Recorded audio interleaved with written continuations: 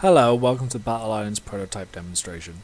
As you can see, we have our main character model set up with first pass textures, and here is one of our two currently implemented enemies, the Grunt, which is a basic follow and shoot the player type enemy. You also just saw our first ability in action, Time Dilation.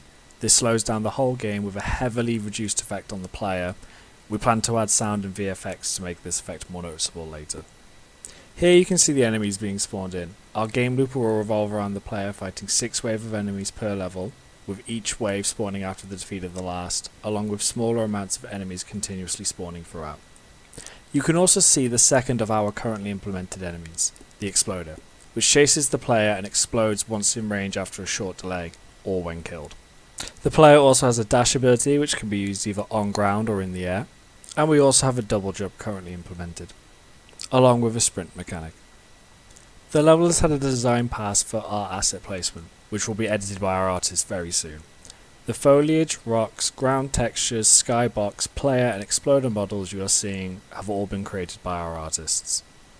Next steps for art is to create trees and other foliage as well as man-made structures to populate the level. You will have seen me using our character's primary fire throughout this demo. This will soon be attached to the character's tentacle hands and have a unique projectile model made for it. Unfortunately, as you may have noticed, there is no sound playing during this demo. While our sound classes have been set up, including volume controls in the options menu, we only have an explosion sound effect in the game currently. In a moment, you will see an exploder enemy pushed away from the player. This is the second of our abilities, our Wind Blast.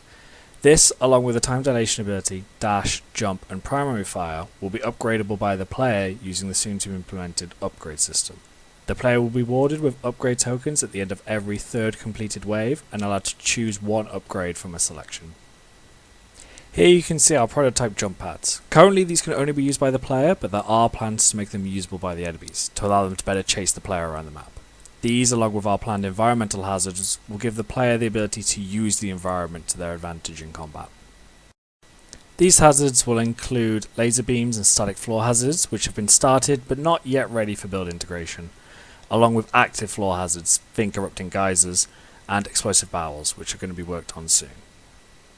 You may also have noticed that despite the time I've spent practicing for this demo, I've still been hit a few times. Currently, the player's health begins to regenerate after a few seconds of not receiving any damage. Should the player's health reach 0, then they will receive the game over screen, where they can immediately start a new playthrough, return to the main menu, or exit to the desktop. Everything in this demo and the planned features will result in a game where players will defeat waves of enemies to earn upgrades and push through ever more difficult encounters to reach the furthest level possible in the shortest amount of time. This information will be given to the player in our planned stat screen, encouraging the player to play again to see if they can beat their score. Thank you for watching our prototype demo for Battle Islands.